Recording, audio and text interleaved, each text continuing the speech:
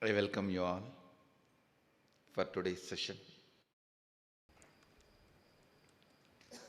I'll answer your questions first. From Dubai, Saroj has asked, Swamiji, I'm attending your session for the first time. My question is, who comes first, guru or parents? Thanks. The question is very important. I am attending your session for the first time. My question is, who comes first, guru or parents? Listen, even parents, they are parents only when you are given birth. After that, they are needed in your life only as guru. Understand? Even parents are needed in your life only as guru. After they give birth, the job of the parent is done. Bringing you up properly is job of the guru in the parents. So, the question, who comes first, guru or parents? Literally the parents come first, actually guru comes first. If you take this letter, see if you take this question, as per letter, parents come first, but as per spirit, guru comes first. Understand? Whether you want to take this question as per letter or spirit is up to you. Even parents have to come as guru. Even guru has to play the role of the parent. It is actually both.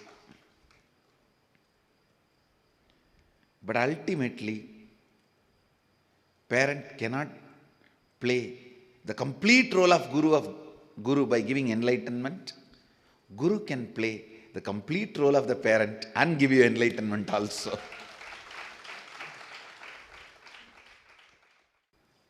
Parents may come first, but guru only will come for last. Understand? Parents may come first, but only guru can come last.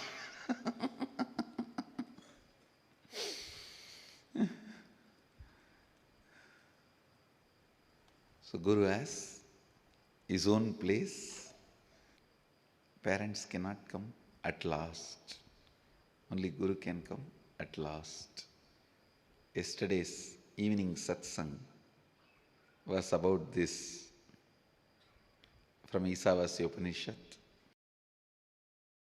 Maybe today's evening satsang, if you attend, this question will be cleared more detailed way. Today's evening satsang on Isavasya Upanishad, it's going to be about death. The Hindu-Indian way of death. Yes. Next question. From Houston, Adinam, Pratibha asks, I want to come out of worldly life and be more with God, which is not happening these days. I'm so busy with worldly life and I don't get time. This question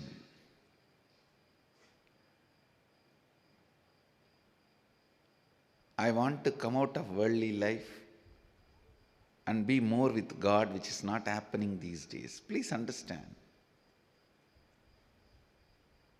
The concept of worldly life is worldly life. The context of God is God. There is no such thing as coming out of worldly life. Come out of your concept of worldly life. That's all you need.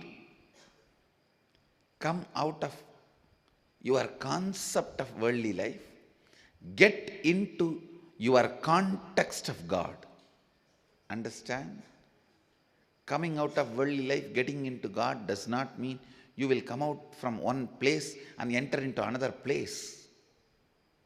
You have to come out from one space and enter into another space. It's not place to place shift. It's a space to space shift. Sometimes, initially, a place to place helps you to strengthen your space to space transformation. For example, if you go to some place where really this truth is taught to you, moving from concept of worldly life into the context of God, that place may be a help for you, but that place itself cannot give you what you want. For example, you all have come here. I can help you to move out of the concept of your worldly life and context of God. But moving from that place to this place itself is not enough. You have to move from that space to this space. That only will lead you experience God. I think just moving from place to place may not be solution. Learn to move from space to space, and then, if needed, we can move from place to place also. You see, only if the movement from space to space happens, place to place is useful. Otherwise, you will come and eat my head here. No, really. Actually, I have more jata just to scratch the jatas only. Each one pulls my hair so much. Now I decided, all right, let me have more jata so that more people can pull. Without changing the space, if you just change the place, what will happen? You will be hanging on my jata. So, that is no way going to help you, and surely it is not going to help me. It's only going to be more trouble for me. So understand, please do not change place to place unless you change space to space. It is my humble request and prayer to all my devotees. You would have seen the disciples praying to Guru, and please see first time Master praying to disciples. Unless you change from the space of the context of world, the concept of world, to the context of God, please do not change your place from house to ashram.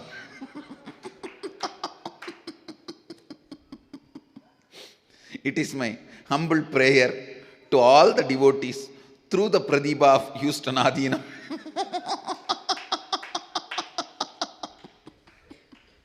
Next. From Auckland, New Zealand, Stefan asked, Dear Swamiji, some people are keen on doing Inner Awakening from my center. Can you please share some words on why Inner Awakening 21-day program, and what will they get by doing the program? Gratitude, Stefan. Stephen, Auckland, New Zealand. First thing, the Inner Awakening, especially now the way the program is offered, literally awakens the God particle in you.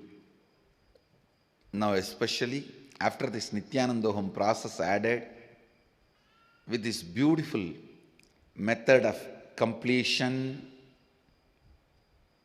and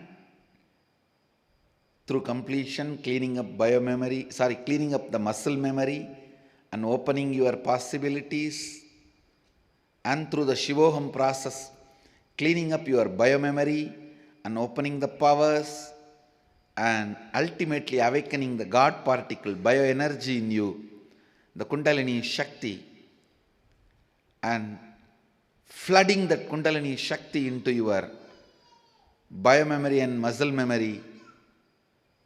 The whole inner awakening has reached to its next higher level.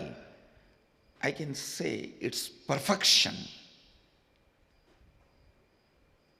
its completion through the Nityanandoham process.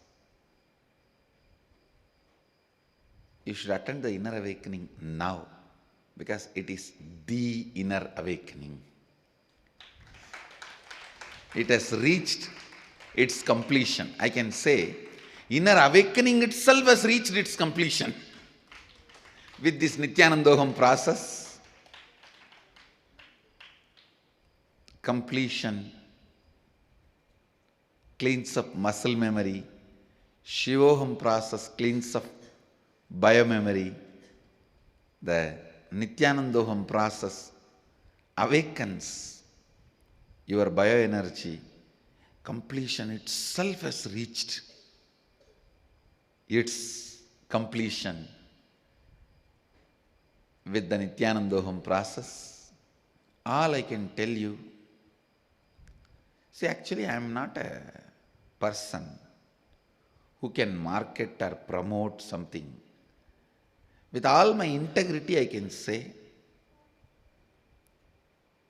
it's really worth trying at least once, then you will understand. And you will never feel you wasted your time or money or your energy. That much I can guarantee you. That much I can guarantee you. Actually, with this new combination of completion, Shivoham process, Nityanandoham process, I can comfortably tell you at least one spiritual power will start expressing through you, which will be useful for you in your day-to-day life, strengthens and enriches you in your everyday life. And it's the program. At least on the planet Earth, this is the most powerful spiritual program available now. That much I can be very clear.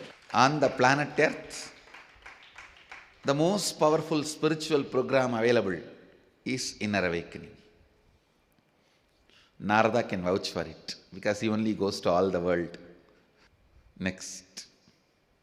From Toronto, Rajeshwari Ramasamy asks, Swamiji, this is the first session with you. My question is, how do I find my guru? You do not need to worry, think so much about finding your guru. It is like, if I have to put it in a language which you all understand, love at first sight. Don't even try to make me as a guru or remember and all that. Just leave it. You will not be able to forget me if I am your guru. You will not be able to forget me if I am your guru. It is like a click happens. Something will click in you. You just will not be able to forget. I am there all the time inside. Whether you are cooking or you are in your office meeting, whatever you are doing, I am there all the time as undercurrent in you. Then I am your guru. If that does not happen, don't worry, continue your search. You will find my blessings. So, you don't have to worry, think too much about how do I find my guru. You go on, become more and more authentic. You will see simply, the guru will find you and that click will happen. Understand, this is the underline. The moment you wake up, whether you are brushing the teeth or taking bath or cooking, going to office, attending your routine or reading books or watching TV or watching movie, whatever you may do, I'll be there as an undercurrent sitting inside you. How many of you feel that experientially? For all of you, I am Guru, that's all. I can say. There's a big team. So, you don't have to think, plan, nothing. It'll just click. It'll just click. So, in your language, you call it falling in love. I say, raising in love. It'll just happen. It'll just happen. Rajeshwari, I bless you. It'll happen to you now. My blessings. From New York Center, Dear Swamiji, I heard you say not having time is one of the worst forms of poverty. Also heard you say in Abundance webinar that not having time is just because of your deep boredom and tiredness. I feel like I don't have any time because I'm constantly so busy doing so many things, so I'm not seeing where the boredom or tiredness comes in. Please clarify for me. Thank you. Actually, one of the biggest problem the humanity is going to face in next 5 years is not HIV, AIDS or population or terrorism. No. One of the biggest problem humanity is going to face in next 5 years is deaths due to boredom and tiredness. Whatever you want to give, people don't want to live anymore. They are bored. Give them pizza, they are bored. Okay, provide them all the varieties of sex. No, they are bored. Pornography, they are bored. Entertainment, bored. Alcohol, bored. Drugs, bored. Facebook, bored. TV, bored. This is one of the biggest problem humanity is going to face within next 5 years. Understand? Feeling bored means denying your life, denying the possibilities of your space and time meeting. It is a very important truth. I have decided I will do a 2-day program, just like Nitya Dana Yoga, on conquering time. Because it is too much to share in one question. I really want to help people to get out of boredom. Understand? If boredom captures you, nothing can make your life happy. I am not promoting drinking, smoking, pornography, womanizing, all that. I am not promoting. But all I am trying to tell you is, boredom is much worse than all this. Even with all this, if you are able to keep yourself excited, at least okay, be alive. Boredom is going to be one of the worst problems. Because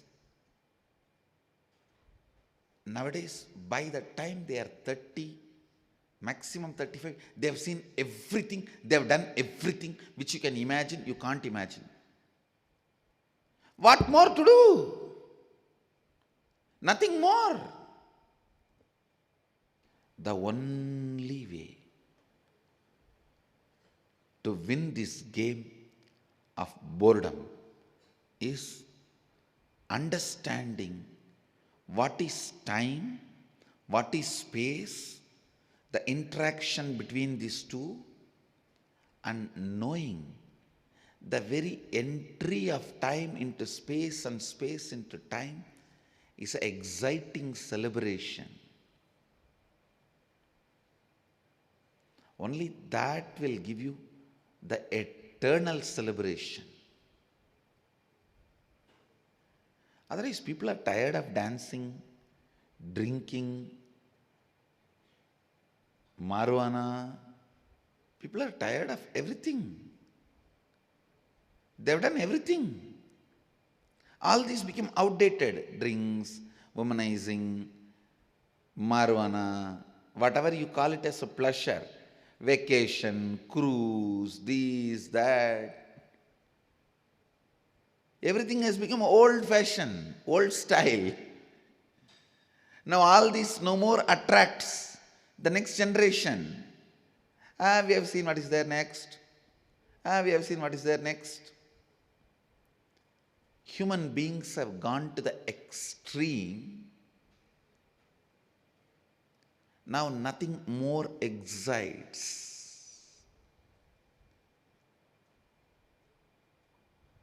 I am not even looking at 10 years. I am looking at next 5 years. The grand collapse of human civilization due to boredom. Understand?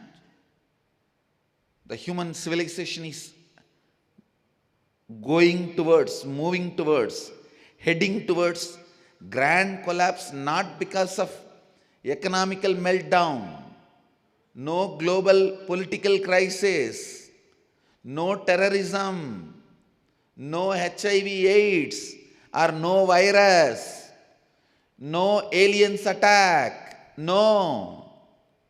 All that is not going to be a big problem humanity will face.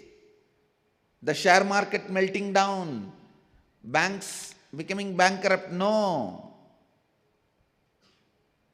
Global warming. No. Within next 5 to 10 years, the biggest blow the human civilization is going to face is boredom. Big cars we have seen, big cigarettes we have seen, varieties of drugs we have seen, multiple varieties of sex we have seen, pornography we have seen, all vacation, cruise, this food, this drink, that drink, we have seen.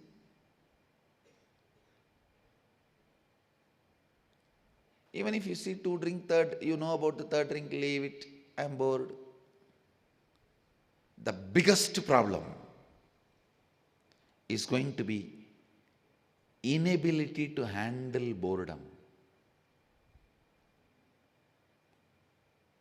Human civilization will collapse due to boredom if we don't teach people to conquer time. It is time people learn the science of conquering time, so that the constant excitement, joy, celebration, looking forward to life, having hope on life, joy. You see, something has to pull you towards the future. You can't always be pushed from the past. See, being pushed from the past is dragging your life. Something has to pull you from the future. Only then you will run with excitement. Please understand, being pushed by the past, being pulled by the future, there's 2 big difference. Pushed by the past, you will be moved.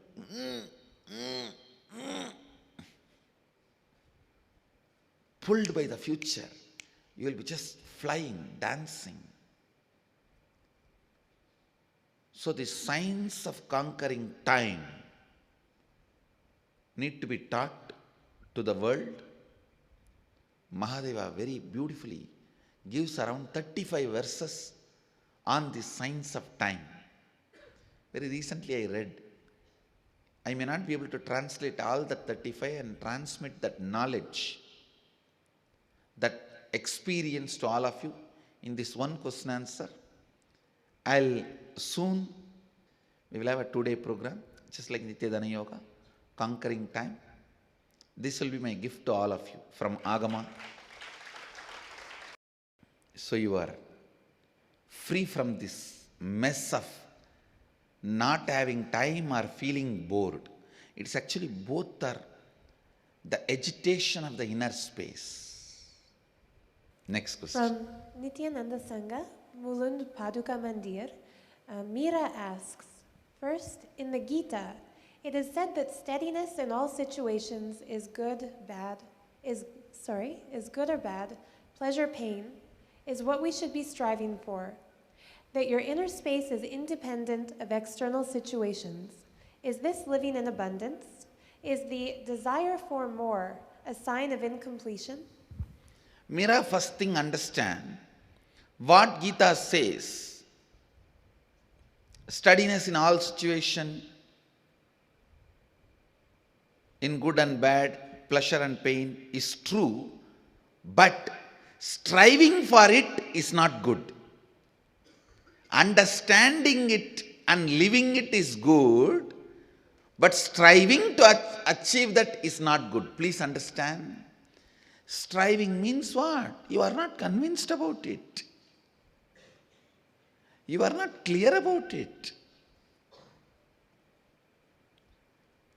See, if you ask somebody, give me 10,000 rupee as donation, I want to build a temple, that will be literally legal snatching. That's the word I will use. Thieves illegally snatch and run away. These people try to snatch legally. That money will not be useful for Mahadeva. But if somebody understands, money is not the goal, it is only the way. When you share, you are showered. When all this cognition happens, and then he offers, let this 10,000 be used to establish and teach, enrich what I learnt and how I became. That 10,000 only will be useful to build a temple, to spread this knowledge and science. Understand, always I tell people. People come and tell me, Swami, he is a very rich guy, a big rich person. Shall I bring him? I say, first thing, if he is rich, what is there? Let him be. I don't care. He is no way going to be useful for himself or me. If somebody gets the context and then decides to share, only that money will be useful for doing any good work. Please understand. When he understands the higher context, the smaller things automatically happen. In your life also, you should understand the futility of ego and utility of knowledge. Futility of ego and utility of knowledge, truth. Then simply just by listening, you will be in the space of good and bad, pleasure and pain, steadily. If you are striving for it, it is stupidity. Like convincing somebody to give 10,000 rupee and taking that money is no way going to be useful. Same way, striving to achieve the good and bad, pleasure and pain, situation, steadiness, striving to achieve being steady during good and bad, pleasure and pain is not going to help you. Understand this example. This is very important. When somebody understands money is not everything, it is only utility. When you share, more is showered and starts experiencing it. When he shares, that's a real sharing that will be useful for him and others. He has understood the highest context, then his actions are okay. But if he is struggling, I have seen people, they will take out their purse, remove all the 100 rupee, 500 rupee, 50 rupee, 20 rupee, 10 rupee, finally pick up one 5 rupee and find out it is only one note, not two note, and then put it at the feet.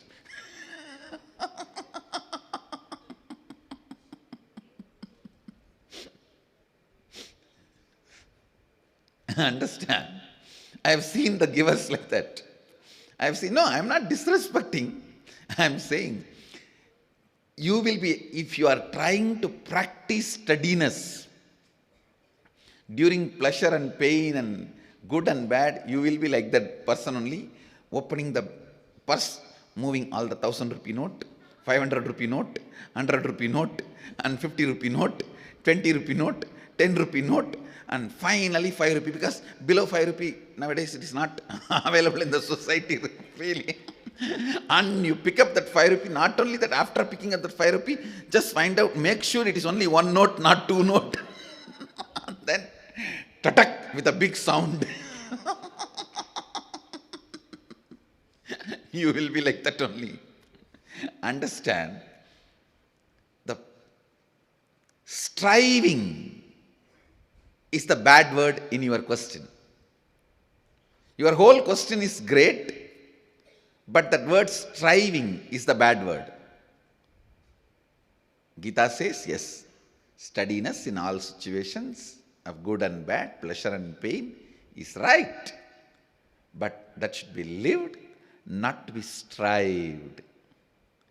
It should become a simple understanding. So, your next question is, desire for more is a sign of incompletion. No. Neither content is sign of completion, nor the desire for more is incompletion. The context, why you are asking for more, or why you are content. If you are content because you don't want to take more responsibility, it is incompletion.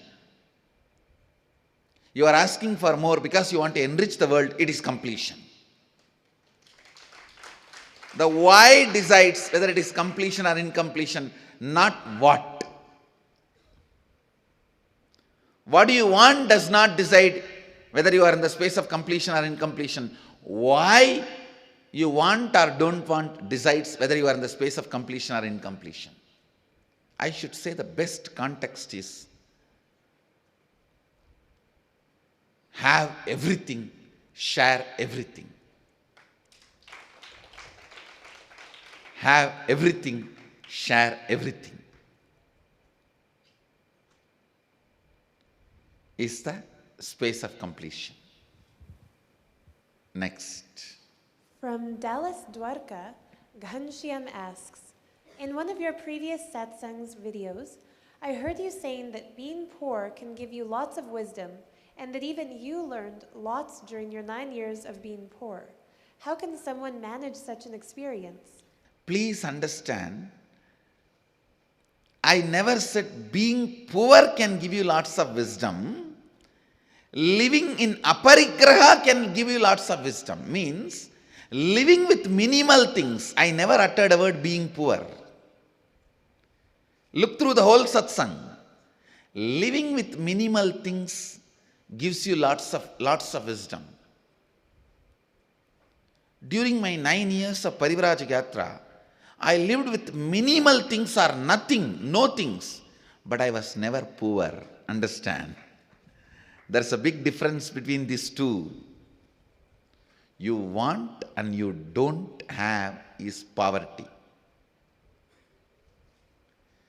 You don't want and you don't have is living with minimal things.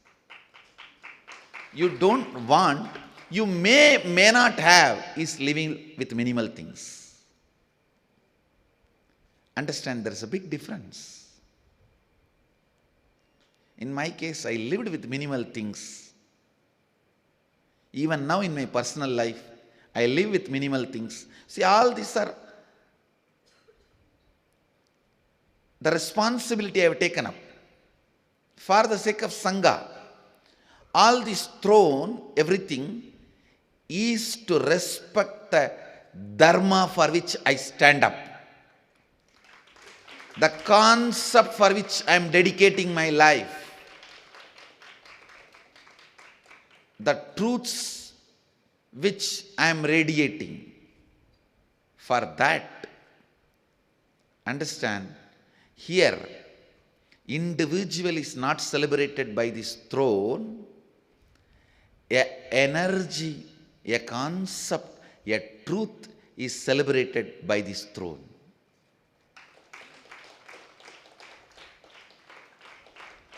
So still in my personal life, I live with minimal things, and I tell you, it really keeps you in high energy, keeps you in high energy. So, living with minimal things is what I call aparigraha. Yes, next question. From Manhattan, Amy asks, Dear Swamiji, can you open my third eye in this seminar, or do I have to go to you in person? Thank you. Oh, Amy, if I open your third eye in this seminar, actually you are asking, can you open? I can open, but you can't handle.